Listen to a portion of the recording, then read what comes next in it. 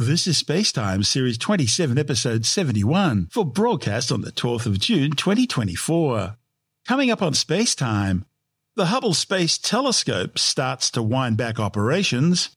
After years of delays, Boeing's Starliner finally launches a crew to the International Space Station. And NASA's OSIRIS Apex spacecraft survives a close encounter with the Sun. All that and more coming up on SpaceTime. Welcome to SpaceTime with Stuart Gary.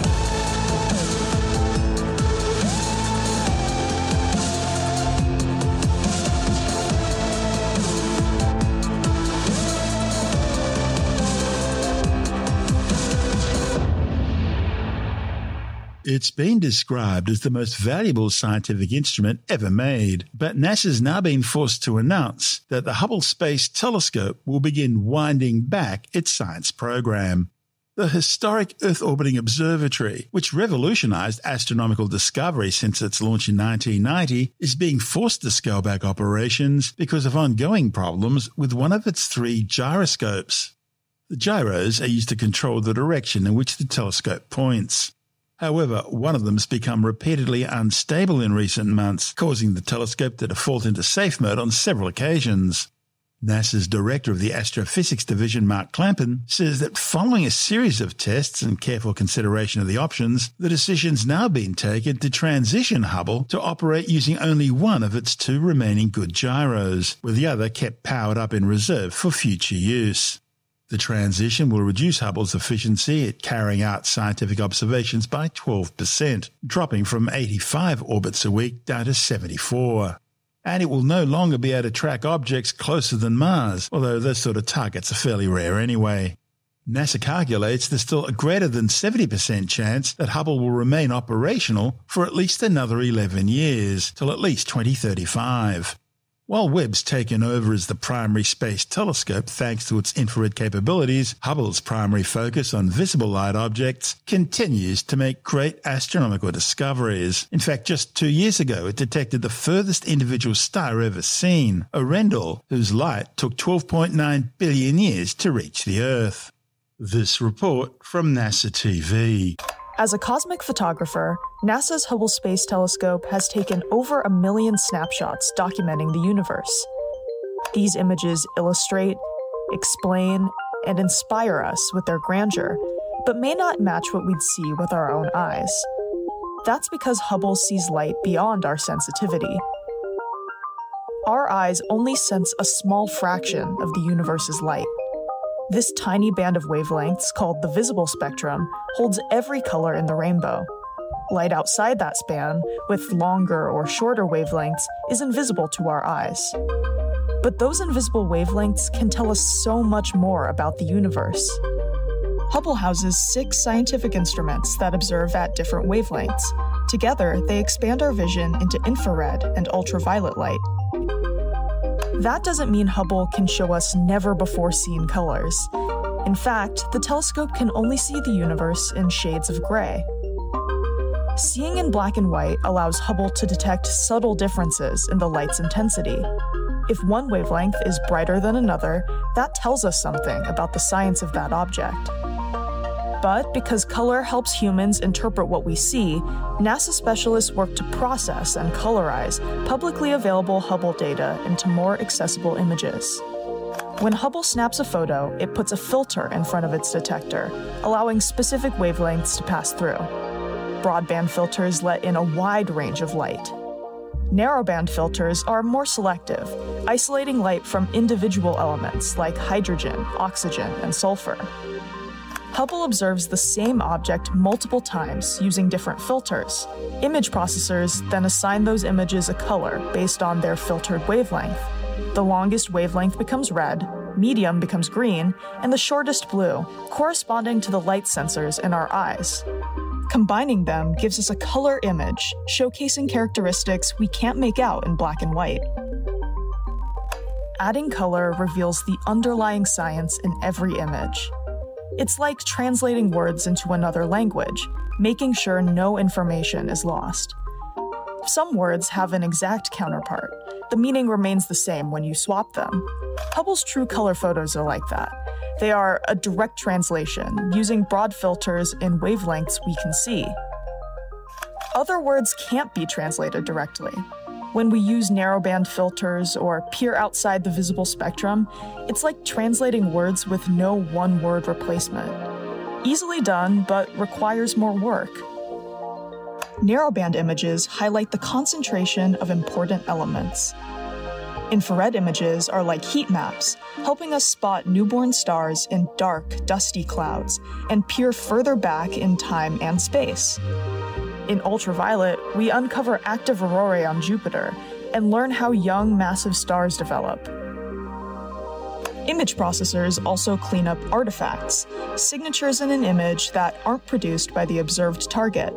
As sensors age, some pixels become imperfect, returning too much electrical charge or not enough.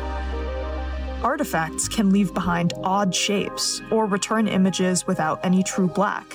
These effects can be calibrated and removed. Other artifacts come from the dynamic environment of space. Even the best photographers get photobombed. In Hubble's case, the culprits are asteroids, spacecraft or debris trails, and high-energy particles called cosmic rays. By combining and aligning multiple observations, image processors can identify them and piece together an artifact-free image. Without processing, many Hubble images would be divided down the middle. Hubble moves slightly with each observation, allowing image processors to fill the gap and replace faulty pixels. This process is called dithering. And because there's no natural up or down in space, processors decide how to rotate and frame the image. It's a time-consuming procedure. Simple images take about a week, while large mosaics, stitched together from many observations, can take a month to process. Hubble images may not be what we'd see firsthand. Instead, they are tools for understanding science at a glance, shedding light on otherwise invisible views of our universe.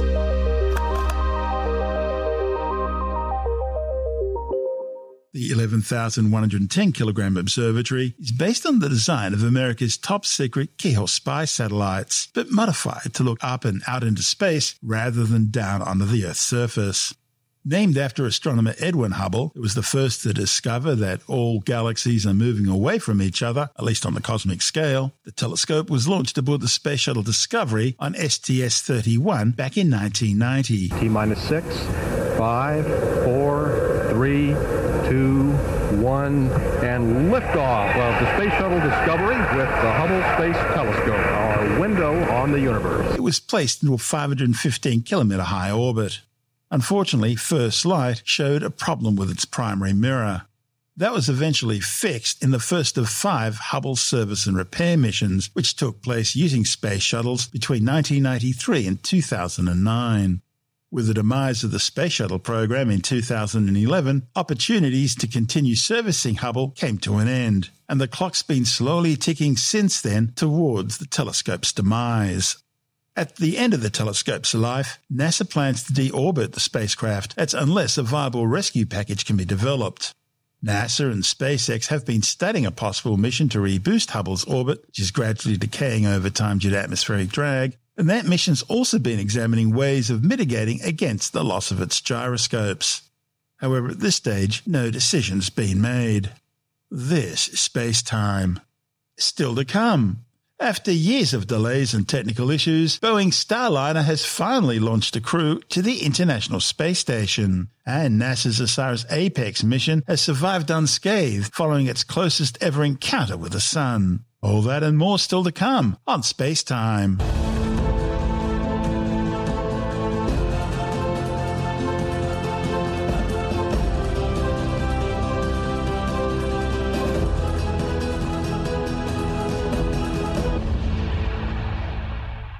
After years of delays and technical issues, Boeing's Starliner has finally launched, taking its first manned flight to the International Space Station. 5, 4, 3, 2, 1, ignition.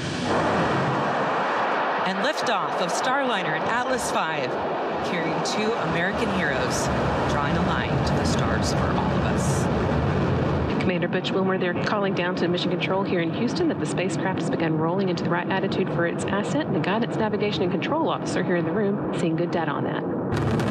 Starliner passing through max Q, or the point of maximum dynamic pressure where the forces of air friction are highest, which in Sunny will shortly be passing through Mach 1, where the speed of sound. You got a good throttle up. Starliner and Atlas.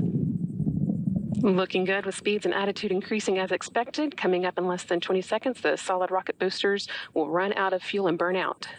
Good SRB burnout. Good SRB. Now that the fuel in the solid rocket boosters has been depleted, the Atlas main booster stage will be continuing its burn for about the next 3 minutes. Good handle. Good handle. That call, good handle, from Capcom Joshua Kudrick, indicating that the crew now has the ability to initiate an abort manually if needed. All looking good so far. Now 2 minutes into Starliner's flight and coming up on the solid rocket booster jettison at the 2 minute and 40-second mark. CLG in that good trajectory. CLG. The solid rocket boosters have now been jettisoned after seeing Starliner through its first 90 seconds of flight. Team on the ground here confirming that it was a good jettison and that the vehicle's trajectory continues to look good now 3 minutes into today's flight. The test flight paves the way for Starliner joining SpaceX's Dragon in transporting crews to the orbiting outpost under NASA's Commercial Crew Program. Flown aboard a United Launch Alliance Atlas V rocket from Space Launch Complex 41 at the Cape Canaveral Space Force Station in Florida, the Starliner Calypso undertook the 2-day flight to autonomously dock with the forward-facing port of the station's Harmony module. The test flight's helping NASA validate the spacecraft's in-orbit operations and capabilities, the launch pad facilities, the launch vehicle, and the return to Earth. While SpaceX has been flying crews to the space station aboard their Dragon spacecraft for more than 4 years now, and cargo even longer, Boeing's CST-100 Starliner has been plagued with problems. And even after it finally got off the ground back in December 2019, its first unmanned orbital test flight was a complete disaster. Software issues caused the spacecraft to undertake its orbital insertion burn too early and consequently far too low in altitude to reach the space station. And just before its return to Earth, engineers discovered a second critical software error. That would have affected the thruster firings needed to safely jettison Starliner's service module. The service module software error incorrectly translated the jettison thruster firing sequence. It would have caused the Starliner spacecraft to crash into the service module, destroying both vehicles, instead of moving the two away from each other. Later, a third software issue was discovered that would have prevented the spacecraft from docking with the space station anyway. Following that disastrous first flight, a NASA review identified some 80 issues which needed attention before another test flight would be held. As well as addressing the software issues, Boeing also modified the design of the Starliner docking system, adding a hinged re-entry cover for additional protection during the capsule's fiery descent through the atmosphere. They also installed a new propellant heater and new thermal protection tiles, as well as new airbags to cushion the capsule's landing. But the problems didn't end there. Once they brought Starliner back to the launch pad in 2021 for a second orbital test flight, new problems were detected, this time with 13 propulsion system valves in the spacecraft. Somehow, the valves had become corroded by the intrusion of moisture that interacted with the propellant. The source of the moisture was not discovered. Initial attempts to fix the problem the launch pad failed, and the entire rocket was then returned to the vertical integration facility for more detailed repairs. But they also failed. Eventually, Boeing decided to return the spacecraft to the factory where it could be completely stripped back down to the frame and the valves replaced. Finally, a second unmanned orbital test flight held in May 2022 reached the International Space Station successfully. However, it still wasn't smooth sailing. 2 orbital maneuvering and attitude control system thrusters failed during the orbital insertion burn. That forced the spacecraft to compensate using the remaining thrusters as well as the reaction control system thrusters. Then a couple of reaction control system thrusters used to maneuver Starliner also failed during the docking maneuver. That was due to low chamber pressure. And internal monitors inside the capsule also showed some thermal systems used to cool the spacecraft showed extra cold temperatures. That required engineers to manually manage it during the docking. Following the second test flight, further mission evaluations turned up a number of issues, including problems with the parachute harness and the discovery of flammable tape on wiring. Finally, a manned test flight was tentatively scheduled for early last month. But a problem with an oxygen valve on the Atlas rocket's center upper stage caused the launch to be scrubbed. A second launch attempt was also called off following a helium leak in the Starliner service module.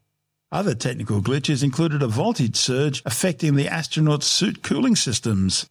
Yet another launch attempt on June the 1st was aborted 3 minutes and 50 seconds prior to liftoff after one of the 3 flight computers began responding too slowly to input.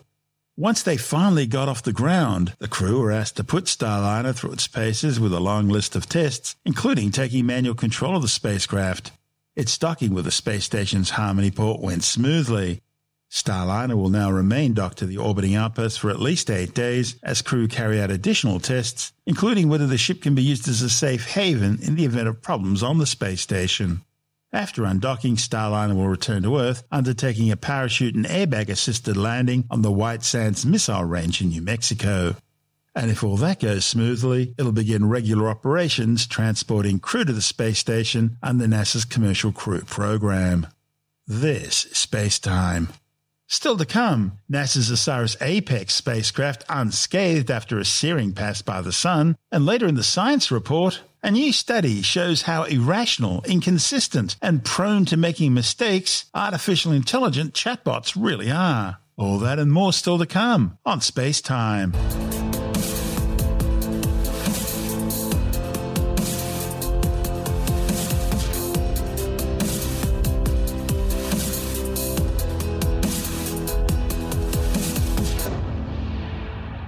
Mission managers say NASA's Origin Spectral Interpretation Resource Identification Apophis Explorer, or OSIRIS Apex spacecraft, has survived its closest ever encounter with the Sun. The probe flew some 40 million kilometers closer to the head of the Sun than it was originally designed to do. Mission managers first tested OSIRIS Apex's instruments in early April, once it was far enough away from the Sun to return to normal operations.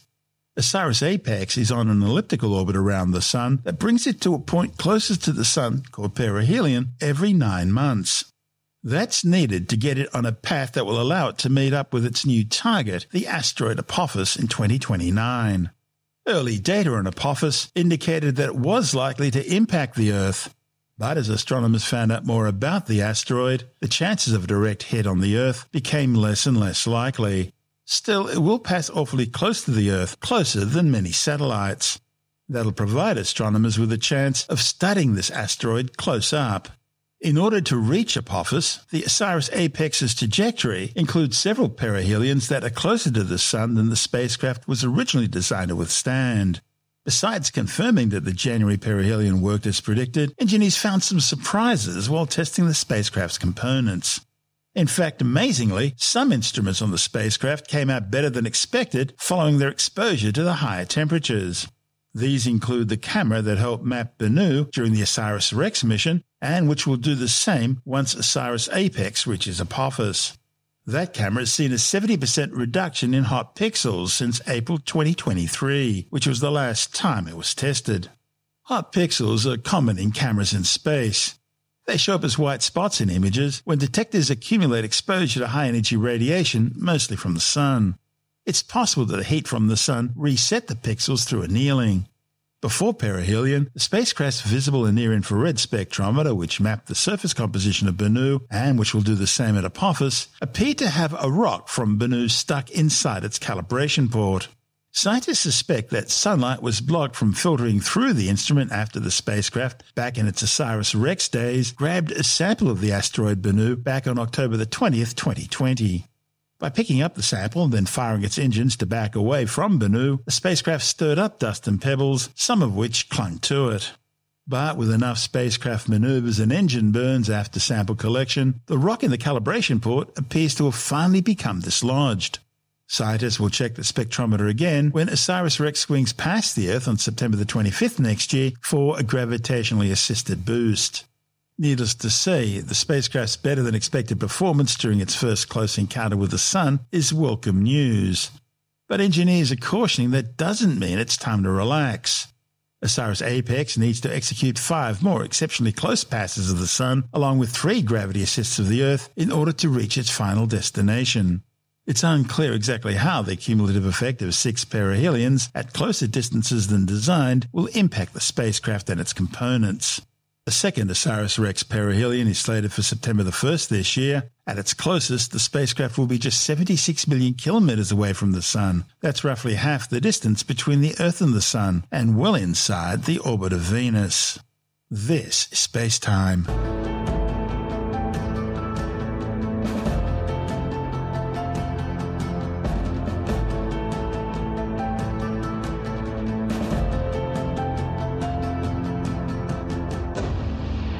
And time now to take another brief look at some of the other stories making news in science this week with a science report.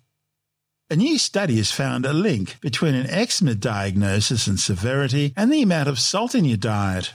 A report in the Journal of the American Medical Association measured the amount of sodium in urine samples from over 220,000 people in the United Kingdom.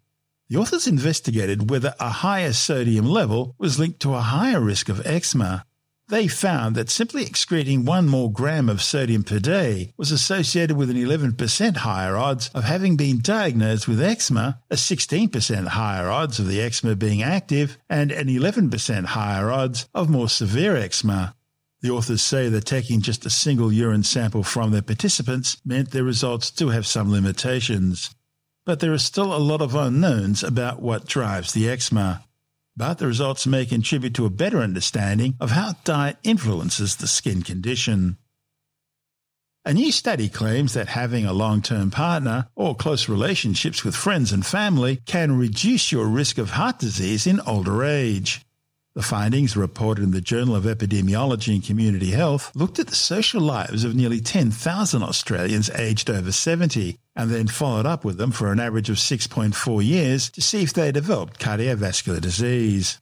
The authors found that being married or partnered was associated with a lower heart disease risk. And for men, having 3 to 8 relatives or friends they felt close to, regularly playing games such as cards or chess with them, was associated with a lower heart disease risk. They also found that women who had at least 3 trusted friends were less likely to develop heart disease.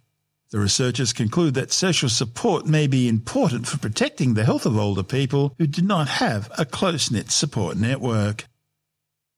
A new study has shown how irrational, inconsistent, and prone to making mistakes artificial intelligence chatbots really are.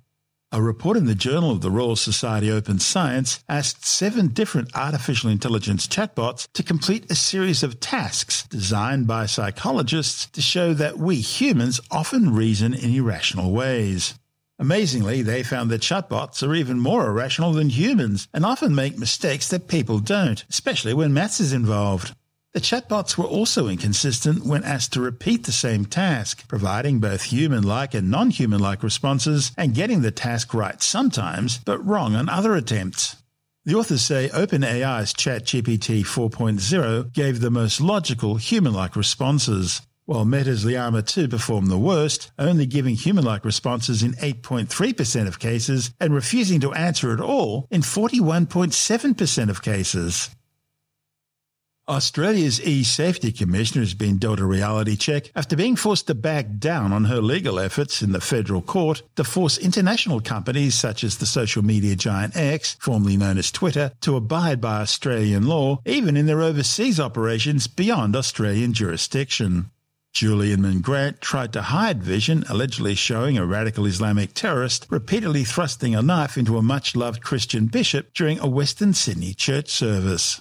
Inman Grant defended her decision to pursue the case against X, claiming her sole goal and focus in issuing the removal notice was to prevent extremely violent footage from going viral, potentially inciting further violence and inflicting more harm. However, one can easily be forgiven for thinking that Inman Grant's hypocrisy shines bright. That's because she has not bothered to apply the same standards to remove online sermons by radical Islamic hate preachers, which include passages calling on Muslims to kill Jews. The Al Medina Dawah Centre in southwestern Sydney has hosted several of the offending sermons, both live and online, and the e-Safety Commissioner has not attempted to remove any of them.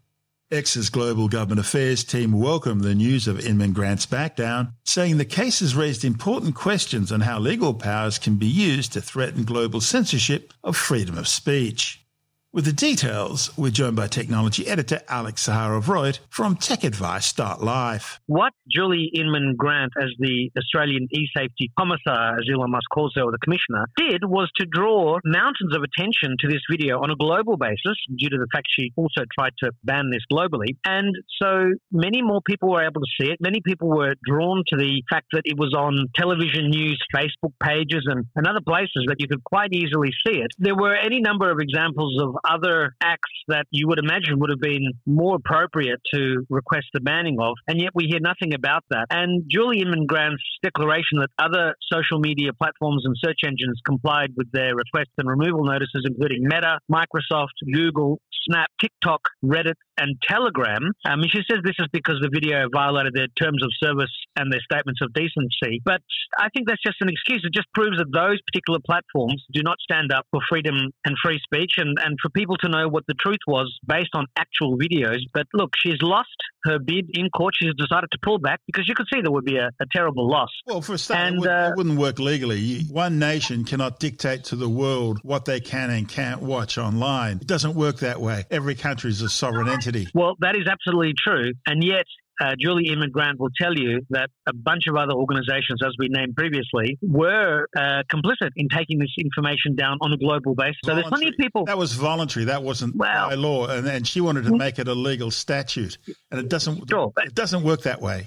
Look, it's true that those organizations took it down in inverted commas voluntary. They also didn't want to have this fight with the E-Safety Commissioner that Elon Musk was very happy to take on. Okay, let's move on. And Windows Recall AI has been in the news of late. There are concerns about just how safe it's going to be. And we now can confirm it's not safe at all. Well, according to reports on X and even from a couple of Microsoft executives at the Build conference a couple of weeks ago when this Windows Recall feature was announced, if you're an administrator, and all Windows users are, generally speaking, you can go to your program files folder, your app data folder underneath that, and open up the SQL database that contains the optically character recognized text from all the images that have been saved every 3 seconds to your Windows Recall account. Now, Windows Recall works differently to a traditional search engine on your computer that is looking for words and information in documents and emails.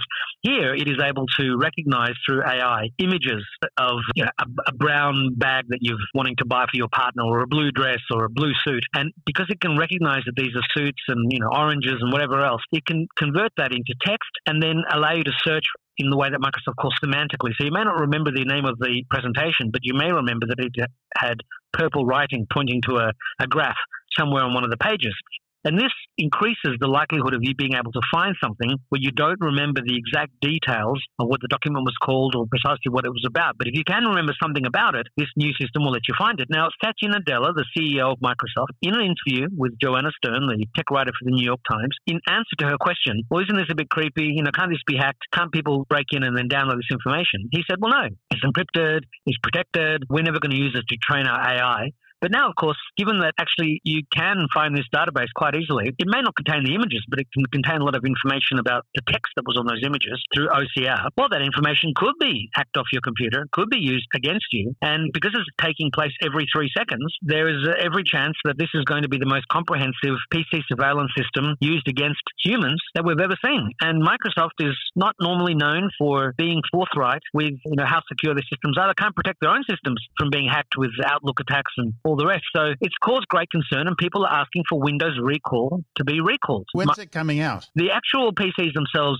with the Qualcomm chip that have Windows Recall are coming out on June the 18th globally. Now, they will come out later in the year with Intel and AMD chips that also have the AI chip that is more than 40 trillion operations per second. But at the moment, the only ones that are capable of this are the Qualcomm ones. So these will be the first computers of Windows Recall. It won't be able to be applied to older computers. I'm going to an event during the week at Microsoft's Experience Centre in Pitt Street in Sydney, but they'll be showcasing a number of these PCs. And that's one of the questions I want to ask one of the Microsoft people I'll be interviewing. Even though Microsoft says 40 trillion operations per second, or 40 tops is the minimum, we know that the current AMD chip does 38 tops, and the current, 38 as far as, or 38 or 39 tops, and we know that the current Meteor Lake branded Intel chips do about 10 tops. Now, theoretically, that should be enough to process the images from Windows Recall. We do know that AMD will have 50 and 60 tops computers with their Strix Point chips. And we know that Intel's Lunar Lake chips coming later this year as well will have 48 tops, well in excess of the 40 tops minimum that Microsoft speaks about. But I just also wonder, can this not be backported? Will it not eventually be backported anyway? Is this not just a marketing thing to get people to buy the Qualcomm PCs now and not wait for the Intel and AMD ones due later this year? That's Alex Zaharov-Reutt from TechAdvice.life.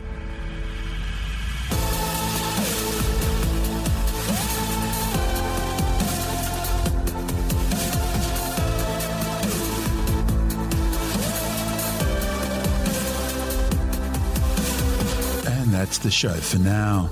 SpaceTime is available every Monday, Wednesday and Friday through Apple Podcasts, iTunes, Stitcher, Google Podcast, Pocket Casts, Spotify, Acast, Amazon Music, Bytes.com, SoundCloud, YouTube, your favorite podcast download provider, and from spacetimewithstuartgary.com.